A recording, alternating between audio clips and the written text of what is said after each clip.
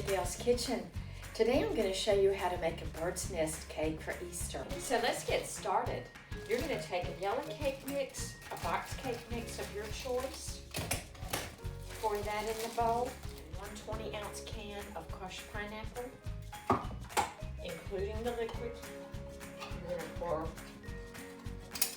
the pineapple in with the cake mix. You're not going to use any eggs, water, or oil. You're going to add 1/2 cup of coconut. And that's it. That's our cake mix. That's our coconut pineapple cake. We're going to cook this in a Bundt pan. We're going to cook it at 350, just like the instructions on the back of the box. You may use any cake mix you like. I normally use a yellow cake mix. Occasionally, I pick up the Pineapple Supreme, and that just takes it over the top with the pineapple flavor. You could also use the Coconut Supreme if you want more of a coconut flavor. We don't want to overmix it, just want to stir it a few times. And this is going to bake at 350. So just completely coat your Bundt pan. Let's just pour this in. You just won't believe the incredible flavor of this easy cake. Our Bundt pan's about half full. We're going to put it in the 350-degree oven on the middle rack. The instructions call for about 38 minutes. About halfway through, I'm going to turn it 180 degrees. The reason I do that is because ovens have hot spots, and so I like to turn my cake halfway through. When you turn your cake halfway through, you don't want the oven to stay open any longer than maybe 5 or 6 seconds. Just open the door, turn that cake with your oven glove, and then close it up. So in the oven this goes. Our cake cooks for about 35 minutes. So let's see if we can get this cake out of here. I'm going to take a paring knife. Just go around the center and make sure that it's pulling away. Sometimes it does stick a little bit on that center post. So let's take our cooling rack and invert this pan. With a Bundt cake, you normally leave it in the pan to cool for about 10 minutes, unless directions say to leave it in there to cool completely. So it normally after 10 minutes pulls away. Yay! There we go. Came out beautifully. In preparation of icing this cake, what I normally do is go ahead and get a piece of wax paper, and I want to cut it in little strips. And then we don't have icing on our platter, so we just want a few strips of wax paper. Let's go ahead and transfer this cake onto this piece of cake board. So it's cold completely. I just sort of flip it over and ease that cooling rack off of there. I try to center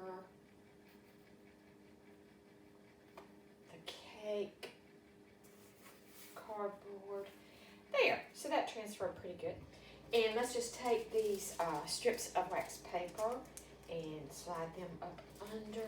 I just do opposite sides first, and then I come back, and everywhere that these sides crossed, I put another piece under there. I'm just going to use some whipped vanilla icing, and we'll get this stirred up real well. I toasted some coconut while the cake was cooling.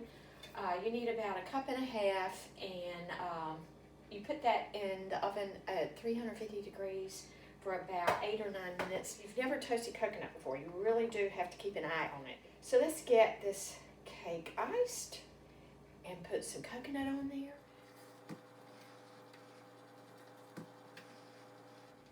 Just make sure everything's covered. That's covered good enough. And now we're just going to put some in the center. I just make sure that the wax paper is still in place. And take some of this brown toasted coconut, and I just very gently start putting it on the top. You want to get the coconut on there before your icing sets up, and it doesn't really matter about the center. Sprinkle it all over the top. Now we're just going to pat it in just a little so it sticks to the icing. And then I take it by handfuls. Just take it and push it onto the sides. Gets a little messy, but that's part of the fun. It's starting to look like a bird's nest. We're going to put some blue robin's eggs in the center, and we have our Easter cake. If you don't want to make this into an Easter cake, it's a wonderful summertime cake.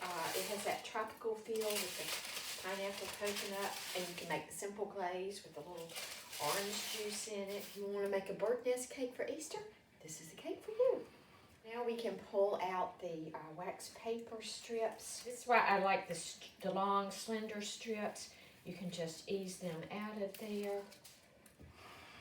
Grab each end and just slide those wax paper strips out of there. And that's left over for the cocoa. Now, just to clean up our cardboard, you can just very gently brush off this loose coconut. There's our pineapple coconut cake with toasted coconut icing.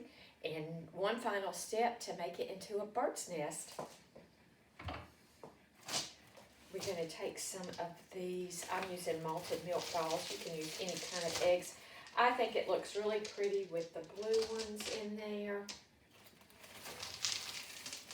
So I ate all the others.